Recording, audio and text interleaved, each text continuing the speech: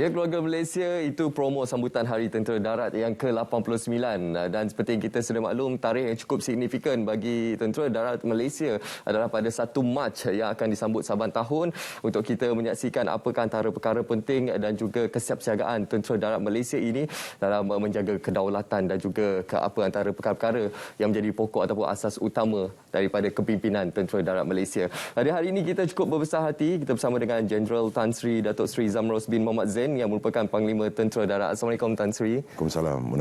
Baik Tan Sri, tadi untuk pembukaan tadi kita dah saksikan persembahan yang cukup memukau lah, ATM Drumline. Itu antara pembukaan untuk kita mewar-warkan berkenaan kita sekarang ini beberapa hari saja lagi akan menyambut Hari Tentera Darat yang ke-89. Jadi mungkin untuk permulaan ini juga Tan Sri boleh kongsikan kepada seluruh keluarga Malaysia menyaksikan kita pada ketika ini dalam kita menyambut sambutan Hari Tentera Darat yang ke-89 ini, apakah antara fokus perancangan utama dari pihak Tan Sri sendiri? Okey. Bismillahirrahmanirrahim. Terima kasih banyak kerana menjemput saya selaku Panglima Tentera Darat dalam Selamat Pagi Malaysia pada hari ini. Tentera Darat ni dah 89 tahun dah. Jadi untuk tahun 2022 ni, apabila kita buat fokus ni, kita tak buat fokus yang kata orang tu datang dari langit lah. Kita kena tengok pada tahun 2020, bila kita rangkakan kita punya hala tuju ni, kita berpandukan kepada 3 prinsip dan 5 tonggak. Jadi bila kita buat hala tuju tu, kita bagikan kepada jangka masa pendek, jangka masa sederhana dan jangka masa panjang. Jadi bila kita dah habis tahun 2020 dan 2021, kita analyse, kita buat analisa, kita tengok apa yang capai dan apa yang kita tak capai. Jadi pada tahun 2021, kita fokus kepada merapatkan hubungan kita dengan orang awam. Kita banyak buat projek jiwa murni. In fact, kita dapat bantuan daripada Kementerian Pertahanan, daripada negeri-negeri, mereka sumbang duit. Kita duit tak ada. Jadi kita mohon duit daripada orang. Jadi dia orang bagi, jadi kita gunakan tenaga manusia kita. Kita ada kita punya expertise. Jadi kita buatlah bantu mana yang kita mampu. Kita pun tak berani nak ambil banyak-banyak. Nanti kan kita tak mampu pula. Kita janji-janji tak boleh buat, tak guna. Tapi apa yang kita janji pada tahun 2021 kita buat. Dan Alhamdulillah sebanyak 177 projek kita buat pada tahun 2021. Alhamdulillah. Jadi tahun ni pun kita akan buat. Tetapi pada tahun ni kita berpendapat kita nak fokus kepada kebajikan. Sama juga macam sejak Perdana Menteri Amat Berhormat Perdana Menteri Amir dia nakkan keluarga Malaysia. Bila keluarga Malaysia ni kita masuk dia jaga kebajikan. Jadi kita pun begitu juga. Kita cakap keluarga Tentera Darat. Jadi kita fokuskan kepada kebajikan keluarga Tentera Darat. Jadi kita nak menentukan bahawasanya anggota-anggota ni bila mereka bertugas tu, mereka yakin bahawa kebajikan mereka sentiasa terjaga. Di antara yang pertama sekali kita tengok ialah rumah keluarga Angkatan Tentera. Jadi kalau saudara menawar ingat pada awal tahun lepas, hujung tahun lepas, Yang Amat Berhormat dan juga Perdana Menteri dan juga Menteri Kanan Pertahanan telah melancarkan projek Bukit Jalil 2,000 rumah. So kita akan meneruskan lagi. Kita sebenarnya kita ada tadi saudara menawar tengok tadi budak-budak kita yang buat drumline tu. Mungkin kita tengok sekejap tu kita tengok macam mudah saja. Tapi itu semua memerlukan latihan. Latihan tu kita ada, tetapi kalau mereka tak buat dengan seikhlas hati, kemungkinan dia punya pencapaian tu tidak efisien ataupun tidak cemerlang. Jadi kita sebagai ataupun seluruh kepimpinan Tentera Darat ni sebagai pegawai, panglima-panglima ni kena jaga budak-budak ni punya kebajikan. Jadi macam saya cakap tadi, keluarga, rumah keluarga ni kita kena tentukan. Kita ada 86,000 anggota Tentera Darat. Dan out of 86,000 tu 3 suku yang dah berumah keluarga, yang dah berumah tangga. Jadi kalau kita tengok seluruh Malaysia ni, kita masih perlukan lagi banyaklah rumah. Saya tak nak bagi spesifik, tapi lebih kurang beribu lah rumah. Jadi kita kena tentukan bahawasanya mereka ni hidup dengan selesa keluarga mereka bila bertugas. Dan di samping tu juga kita juga nak tengok dia punya peralatan. Kita panggil dalam tentera ni head to toe. Daripada kepala sampailah ke kaki. Mereka mesti ada benda-benda asas untuk bertugas. Kalau kita tengok, kita beli juga barang-barang strategik besar-besar ni, itu kita akan beli. Tapi yang asas, kadang-kadang dia punya headgear, pakaian dia, kasut dia, webbing dia, peralatan individu. Yang kita kena tentu, yang kita kena ganti. Dan itulah supaya mereka dapat bertugas dengan sebaik mungkin.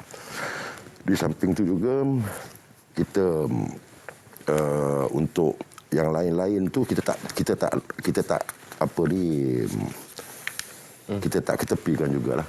Walaupun kita jaga yang kebajikan, tetapi kita juga perlu meningkatkan kesiagaan kita dengan tentukan aset-aset asas kita cukup. Satu cukup, satu lagi berfungsi. Ada dua perkara yang kita buat. Satu, kita kena beli baru. Satu lagi, kita kena senggara. Jadi benda-benda tu pun kita kena fokus juga lah. Lepas tu yang ketiga adalah perstrukturan organisasi kita. Kalau kita tengok organisasi kita ni mudah saja. Kita ada sebab chain of command, kita hierarki kita. Dan kita gunakan sistem hierarki, iaitu piramid sistem. Tetapi piramid sistem ni dari masa ke semasa ianya berubah. Dan kita kena tengok pada keadaan semasa. Kadang-kadang bila kita design tentera darat dulu, ancaman dia berbeza. Tetapi bila masa makin berubah, ancaman dia pun berubah. Jadi bila ancaman berubah, kita kena re-evaluate dan kita kena restructure balik. Restructure dari segi aspek organisasi dia, kekuatan dia, dan juga tengok restructuring on the lokasi. Jadi kita kena tengok benda-benda tu jugalah untuk memperkuatkan supaya ianya selari dengan ancaman, tak kira ancaman dalaman ke luaran ke, dan juga untuk membolehkan kita melaksanakan tugas kita dengan lebih efektif. Dan yang keempat, memperkasakan aspek tabi urus dan membudayakan perbelanjaan peruntukan kewangan ni. Kita tahu kita dapat kewangan tiap-tiap tahun dan kita kena takbirkan dengan sebaik mungkin. Satu, supaya perbelanjaan itu dibelanjakan ke arah yang lebih, kata orang tu, bermanfaat. Yang paling maksimum. Dia punya output tu optimum. Dan juga yang keduanya ialah bila dia bagi duit peruntukan tu, kita kena belanja. Kita kena tentukan belanja dengan habiskan dan kita agihkan sama rata pada semua organisasi yang sedia ada. Dan yang kelima adalah hubungan diplomasi dengan negara-negara jiran ni berterusan daripada dulu sampai sekarang. Sebab kita perlukan membina, ataupun English dia lah, confidence building. Kita kena, terutamanya negara ataupun yang rapat dengan kita lah, macam belah selatan kita ada Singapura, belah utara kita ada Thailand, sebelah barat dan timur kita ada Filipina, Indonesia, dan juga negara-negara lain. Kita kena tingkatkan di masa ke masa. Sebab kadang-kadang ada permasalahan yang boleh kita duduk dan bincang secara bersemuka atau verbal. Kita perlu bincang dan selesaikan. Kadang-kadang kalau kita tak kenal, kita nak bercakap pun tak boleh. Jadi kita kena terus tingkatkan. Bukan saja lapisan saya, tapi seluruh. Dan kita make sure dan setiap lapisan ni ada dia punya pertalian. Dan yang terakhir sekali, keenam adalah, walaupun bukan terakhir tapi tak penting, ini penting juga. Iaitu melaksanakan tugas-tugas untuk membantu kerajaan. Iaitu military other than wars ni, macam contohnya macam COVID-19, banjir, membantu di aspek kesihatan, macam Okinawa. Lepas tu kita buat vaccination program. Kita macam tahun lepas, yang paling kita buat adalah mana yang KTM tak boleh mampu buat tu, macam kawasan berdalaman, kita hantar anggota-anggota kesihatan kita untuk bantu. Bekas kita pun strength tak semacam Kementerian Kesihatan, tapi kita mampu membuat tugas-tugas yang pendalaman lah, yang mereka tak boleh buat, kita bantu. Dan Di samping itu juga banjir pun kita bantulah. Mana yang betul-betul my standard. Tetap banjir atau bencana alam, tak kira apa-apa pun, kita ever ready. Jadi semua benda ni perlukan aset dan perlukan expertise.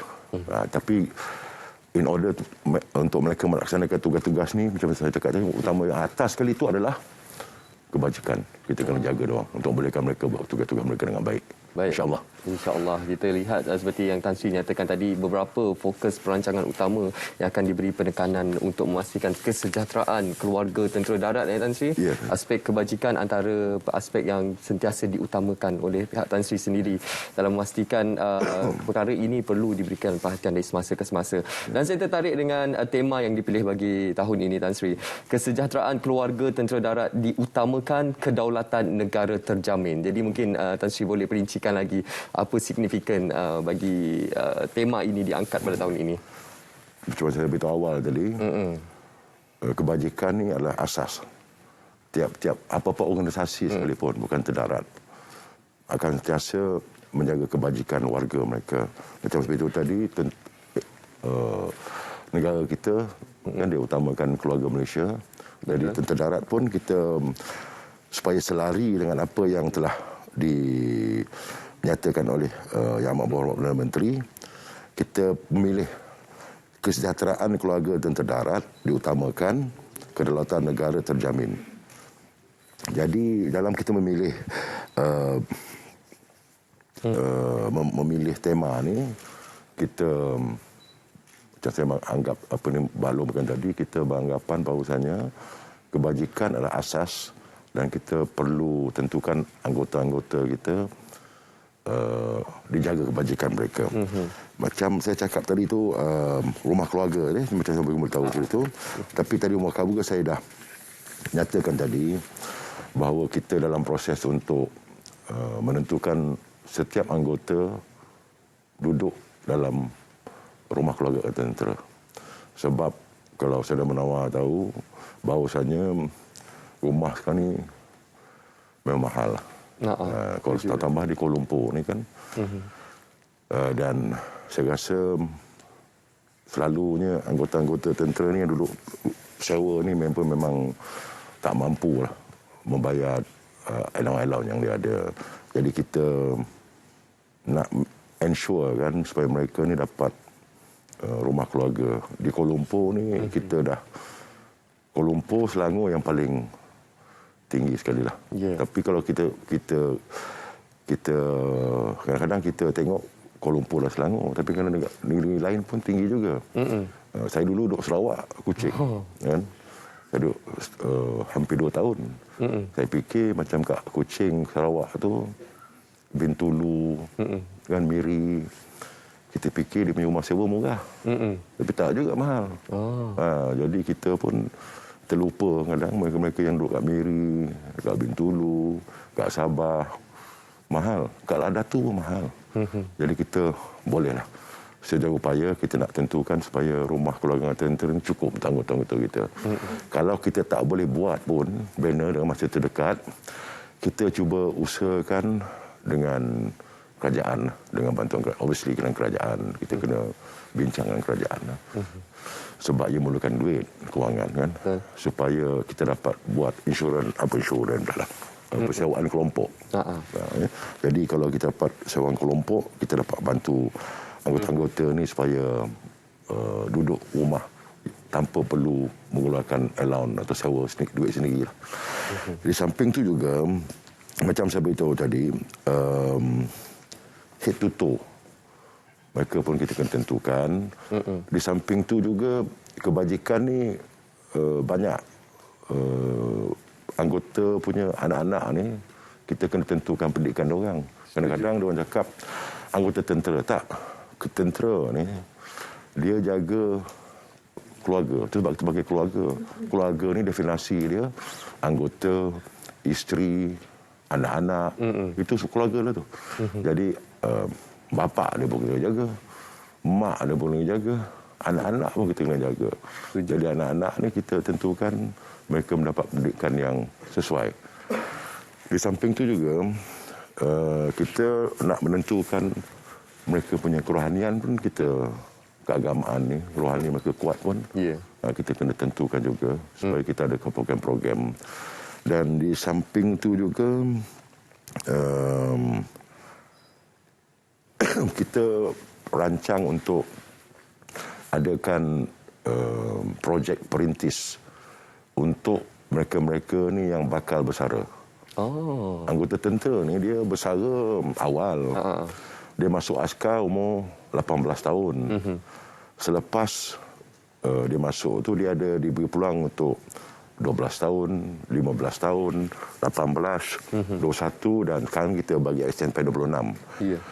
Tapi ada mereka tu yang rasa macam lepas 12 tahun dia nak berhenti lah. Bayangkanlah kalau masuk 18 tahun, 12 tahun berhenti, baru umur 30. Kalau berhenti 15, baru umur 33. Kalau berhenti 18, baru umur 36. Kalau berhenti 21, baru 40. Jadi 40 tahun, muda. Jadi kita nakkan supaya mereka ni, bila mereka berhenti nanti, mereka ada qualification untuk mereka menceburkan diri dengan awam. Dulu kita ada kursus palihan. Kursus palihan ni, apa mereka nak bersara lagi setahun, kita suruh dia pilih. Cabang mana mereka nak pergi. Mereka nak jadi pengusaha ke, nak jadi kerja-kerja yang lain ke. Tapi sekarang tak. Dia masuk je, kita dah decide lah. Kamu besok pension nak kerja apa? Jadi kita halakan. Kita bagikan dia paper qualification. Jadi mereka berhenti besok, mereka tak ada terkapai-kapai. Lepas tu kita serah pada dia lah. Kita nak ikut sampai ke apa susah. Kita bagikan dia kelayakan, qualification dan tu pulang pada dia lah untuk pilih. Sampai supaya mereka ni tak lagi kata orang tu susah. Kadang-kadang kita tengok ada lah mungkin silap kita juga, kita pun tak tahu. Kadang ada anggota-anggota ni yang balik kampung, kan, rumah pun tak ada. Kan? Jadi kita akan tentukan benda-benda ni insya-Allah. Tapi kita ni organisasi yang tidak lengkap. Tak perfect. Kita buat kesilapan. Jadi kesilapan ni kita akan betulkan dari masa ke semasa. InsyaAllah. Lepas ni penekanan utama yang seperti Tan Sri nyatakan tadi adalah aspek kebajikan dan juga kesejahteraan keluarga tentera darat. Okey Tan Sri, sambutan Hari Tentera Darat insyaAllah akan dilaksanakan pada 1 Mac ini. Mungkin keluarga Malaysia yang sedang menonton pada kita ini cukup tertarik dengan sambutan Hari Tentera Darat walaupun tiada penglibatan orang awam. Namun apa antara aktiviti-aktiviti ataupun program-program yang telah direncanakan untuk Hari Tentera Darat pada 1 Mac ini nanti? Hari Tentera Darat ni disambut tiap-tiap tahun. Tapi untuk tahun yang sebelum ni kita buat secara ringkas saja sebab COVID-19 ni kan. Tapi tahun ni pun kita masih tak dapat lagi dia punya SOP ni, standard prosedur punya dasar-dasar ni. Tapi kita merancang juga. Dan kita akan patuhi apa saja yang akan kerajaan keluarkan untuk acara-acara sebegini. Tapi kita kena buat. Ini adalah tradisi. Kalau kita tak buat, nanti orang akan tanya sebab apa tak buat. Tahun lepas buat, tahun ni tak buat. Kalau tak banyak pun sikit. Jadi untuk tahun ni, kita cuba, kita ada tahu, hari ni kita akan buat dia punya pre-launch, pelancaran pra dia. Kita akan beritahu, saya akan sampaikan amanat saya. Dan saya akan beritahu apa benda-benda yang kita dah buat. Macam tadi kita cakap kesejahteraan tadi kan, mana lebih perbajikan. Kita akan buat launching ataupun pelancaran untuk semua aktiviti-aktiviti yang melibatkan kebajikan. Kita akan buat pelancaran, ada rumah keluarga sikit. Kita akan ada buat pusat tuition. Kita akan ada pelancaran buku askari atau agama ni. Banyak lebih pada kebajikan lah. Tapi di samping itu juga tahun ini kita ada pembarisan tu mesti kita buat.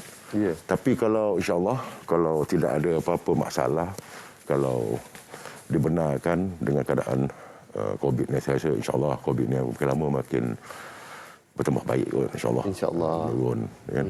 So kita akan buat pembarisan dan pada tahun ni kita akan buat pembarisan berbeza sikitlah. Kita akan buat dua tahap, dua fasa. Fasa pertama kita akan buat demonstrasi dan fasa kedua kita akan buat berbarisan. dalam demonstrasi itu kita akan tunjukkan kemampuan anggota-anggota elit kita. Wow. Kita akan ada kita punya komando. Komando ni dia pakar macam-macam penyusupan ni. Dia punya divers, dia punya penyusupan udara. Kita ada para troopers, para kita akan buat lompatan para ke lokasi. Dan kita akan ada kita punya mechanized, kita ada kita punya pasukan udara, tentera darat ni masing-masing akan tunjukkan expertise. Supaya dan last sekali bila mereka dah habis demonstrasi ni barulah pembarisan akan masuk. Jadi pembarisan tu kalau tengok tiap tahun biasa aja, tapi yang berbeza sikit demonstrasi. Dan kita tak buat selalu lah, kita buat sesekali je. Sebab kalau kita buat selalu nanti sebab dia memerlukan kewangan yang banyak. Tetapi kita kena tunjuk juga kan, sebab kalau tidak orang tak tahu apa keupayaan kita. Kan kita kena tunjuk dan di samping demonstrasi yang kita nak tunjuk ni, kita dapat juga menguji kemampuan anggota-anggota kita. Kalau kita tahu tak check dia orang ni, kadang-kadang kita tak tahu. Jadi kita nak tengok. Tapi budak-budak ni insya-Allah apa mereka berada depan TV ni, semangat dia lain sikit. Betul. Saya pun sama juga depan TV lah, semangat saya lain sikit. Budak begitu juga. Saya pun cukup teruja, saya pasti keluarga Malaysia semua cukup teruja menantikan sambutan Hari Tentera Darat. InsyaAllah kami di RTM akan memaparkan secara langsung kepada anda untuk sambutan Hari Tentera Darat. Tan Sri, mungkin ada sedikit kata-kata secara ringkas Tan Sri yang ingin Tan Sri zahirkan kepada seluruh keluarga Tentera Darat yang menyaksikan pada ketika ini, Tan Sri. Saya selalu beritahu dia orang, kita ni datang dan pergi. Dan manusia ni datang dan pergi. PTD pun ke-28 dan yang lain pun bertukar ganti. Tetapi tentera darat ni akan kekal sampai bila-bila. Kan? So kita ni tugas kita sentiasa diberi amanat untuk menentukan warga tentera darat ni diamanahkan untuk menentukan tentera darat ni sentiasa memberi keyakinan kepada rakyat mereka mampu untuk mempertahankan kedaulatan negara kita yang tercinta ni. Jadi saya menyeru kepada warga tentera darat berlatih dan tentukan kesegaan kita ni sentiasa berada di tahap yang paling tertinggi. InsyaAllah. Baik, itu antara kata-kata yang dizahirkan oleh Panglima Tentera Darat iaitu Jeneral Tan Sri Datuk Seri Zamros bin Mohamed Zain. Terima kasih Tan Sri atas kesudian bersama kita pada Selamat Pagi Malaysia hari ini. Untuk bersama-sama kita menantikan sambutan Hari Tentera Darat ke-89 insyaAllah pada 1 Mac 2022. Sekarang ini Tan Sri, kita nak bawa keluarga Malaysia untuk menyaksikan persembahan seterusnya iaitu Fire Dragon daripada ATM. Tapi lebih dahulu kita bersama dengan Ridwan Mustafa.